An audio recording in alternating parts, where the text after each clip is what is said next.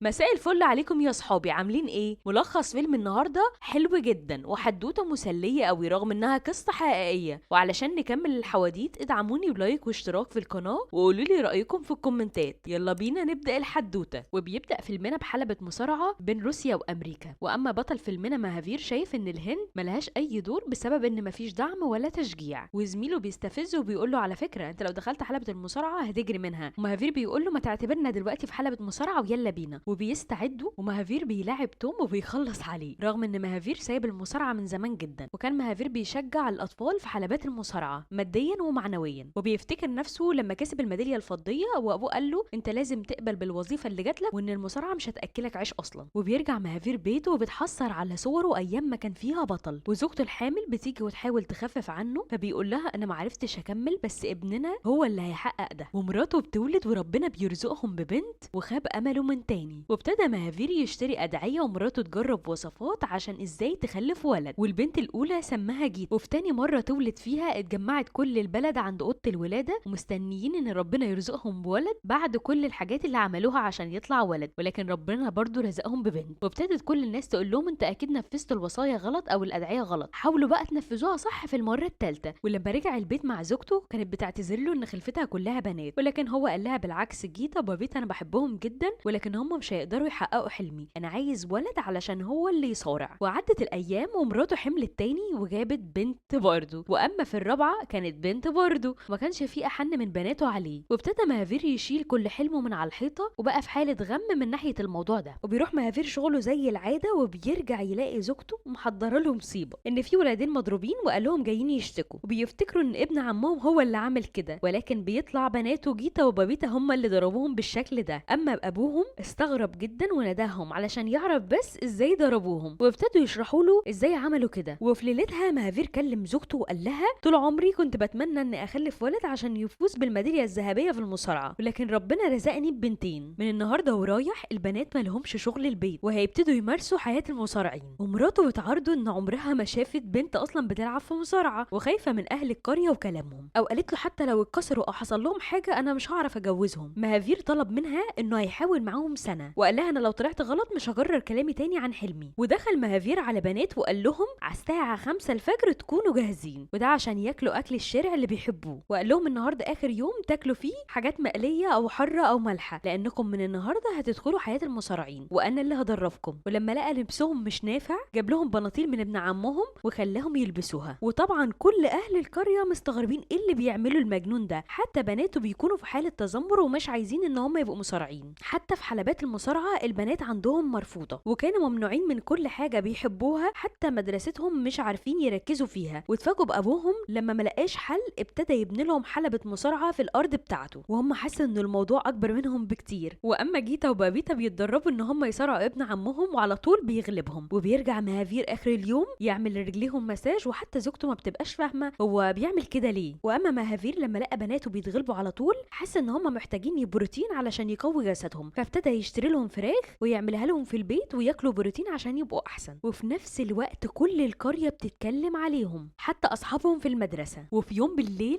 جم جيتا وبابيتا قالوا لباباهم احنا مش عايزين نلعب مصارعه تاني علشان شعرنا بيتقصف من الرمله والطين اللي احنا بنتدرب عليه. فراح باباهم قال لهم انا هحللكم المشكله دي، وجهزوا تاني يوم 5 الفجر علشان يقضى على المشكله تماما ويقص لهم شعرهم. وطبعا كل اهل القريه ابتدوا يضحكوا عليهم اكتر واكتر وابتدوا يشوفوا ابوهم ان هو ديكتاتور وازاي هيتعاملوا معاه. وابتدوا جيتا وبابيتا ان هم يحضروا خطه لباباهم. اول حاجه ان هم يعطلوا المنبه بتاعه ويمثلوا انهم بيتمرنوا، واول ما يروحوا حلبة المصارعه يحاولوا يحرقوا اللمض اللي هناك ويقولوا له ان هي جودتها وحشه، ولو صارعوا ابن عمهم بيبتدوا يستسلموا من غير ما يلعبوا اصلا ويبانوا ان هم ضعاف. واما تاني يوم بيجهزوا رايحين من ورا باباهم فرح صاحبتهم وابتدوا يستعدوا ومامتهم بتشوفهم وبتقول لهم خلي بالكم ان ابوكم يشوفكم. وابتدوا يروحوا هناك ويرقصوا مع ابن عمهم لحد ما وصل ابوهم مهافير وضرب ابن عمهم واخدهم ومشي. وكانوا متضايقين جدا جدا جدا وشايفين ان ابوهم ديكتاتور قوي، وابتدوا يشوفوا ابوهم ان هو مفتري. ولكن العروسه بتقعد معاهم وبتقول لهم كان نفسي يبقى ليا اب مهتم بيا كده، مش بس انا مولوده عشان اطبخ واغسل وفي الاخر اتجوز واخلف واربي ابني، ولكن ابوكم بيحاول يعمل لكم حاجه للمستقبل ويكون مستقبلكم مختلف عن اي بنت هنا في القريه. وبيرن جرس كل يوم 5 الفجر وبيصحى مهافير كالعاده، ولكن لما صحي ملقاش بناته في سريرهم ولكنهم بيتمرنوا هناك من نفسهم وبيغلبوا ابن عمهم كمان. وابتدى ابوهم يبلغهم على العشاء ان بكره رايحين حلبة مصارعة روتانا، ولكن المسؤولين هناك عند الحجز مرضيوش وقالوا له ممنوع بنات تشارك في المصارعة، دي قواعد اللعبة. واما صاحب الحجوزات بيقول لزميله بعد ما هافير مشي، قال له ما تيجي نستغل الموضوع ده ونلم فلوس بالضعف، ان دي اول مرة بنت تلاعب ولد في حلبة المصارعة. وبيندهوا على مهافير بالفعل وبيبتدوا يتفقوا معاه وبينشروا في كل القرية على رهان المصارعة بالضعف، والاول مرة في التاريخ بنت تلاعب ولد في حلبة المصارعة في الهند. واول ما دخلت جيتا لحلبة المصارعة افتكروا انها تختار اضعف واحد منهم عشان تلعبه وتكسبه، ولكنها اول حاجة عملتها تحدد خوفها وابتدت تختار اقوى واحد فيهم علشان تكسبه. ولكنها دخلت حلبة المصارعة وخسرت، ولكنها كسبته في المرة التانية وابتدت تكسب كل اللي بيصارعهم لحد ما اخدت الكاس وجوائز كتيرة قوي من البلد، وابتدت تطلع الاولى على البلد بتاعتها. حتى المدرسة هناك بقوا فخورين بيها وبيسلموها جوائز وشهادات تقدير في المصارعة، وانها قد ايه رفعت راس البلد كلها. اما مهافير بيستعد لهدفه اللي بيكبر وبيروح تاني يوم شغله عشان ياخد اجازة شهرين عشان يعرف يدرب بناته كويس قوي، ولكنهم في الشغل ما بيردوش. وبيروح مهافير يحاول ياخد كارت ولكنهم مش مقتنعين بالسبب، لانه عايز يشتري لبنته سجادة المصارعين عشان تتدرب عليها من دلوقتي. ولما ملقاش منها فايدة ابتدى يجيب كل مراتب البلد عشان يحاول يقرب لهم حلبة المصارعة وازاي المصارع يبتدي ياخد نقط من 1 ل5، وحتى شكل سجادة المصارعة وكمان قواعدها. وراح لأكاديمية المصارعة عشان بنته تشترك، ولكنهم لقوها أقل من الوزن الطبيعي وابتدى يدخلها مهافير على مسؤوليته، وابتدت كمان تكسب كل اللي حواليها، وبقت البلد كلها بدل ما بتتريق على مهافير وبناته بقى بيفتخروا بيه. وراحت في يوم جيتا لباباها وقالت له انا لازم اتدرب تحت ايد مصارع دولي ومش هينفع اتدرب تحت ايدك يا بابا. بالفعل مهافير اشترك لها عند مصارع دولي وابتدى يروح زي اي اب ان هو يوصل مصارع على بنته، ولكن المصارع بيستهزأ بابوها قدام الكل، وابتدت تتمرن وتعيش حياتها وابتدت تلبس كل حاجه ما كانتش بتلبسها، وابتدت ان هي تربي شعرها وتتفرج على افلام وتسهر بره وتخرج عكس كل اللي باباها كان بيعمله معاها. وللاسف ابتدت جيتا تتعلم على تعاليم والدها، وابتدى ابوها يوريها حركه واحده وقالت له على فكره انا ما كنتش مستعد، وابتدت تستعد لحد ما صرعت ابوها وغلبته. وابتدت بابيتا اختها الصغيره تتضايق منها قوي وتقول لها انت احرجت ابونا قدام كل الناس، وعلى فكره هو اللي وصلنا للنقطه دي. واما جيتا لمت هدومها وابتدت تمشي لمقر التدريب بتاعها، وابتدى مهافير ياخد بنته التانيه بابيتا اللي معلمها كل حاجه انها تصارع وابتدت تكسب بتعليم ابوها، على عكس جيتا اللي خسرت مع المدرب اللي بيعلمها. واما مهافير بياخد بنته بابيتا الصغيره لاكاديميه المصارعه، وراحت لقت ان في فوضى هناك ان اختها اتغيرت عن الاول تماما، وبتبتدي جيتا تلعب تاني وبتخسر للمره التانيه وبتخرج من تصفيات المصارعه وبترجع تاني انها تحاول تشترك وتتدرب 6 شهور. وابتدت تقعد جيتا مع بابيتا اختها الصغيره اللي بتحفزها وبتقول لها على فكره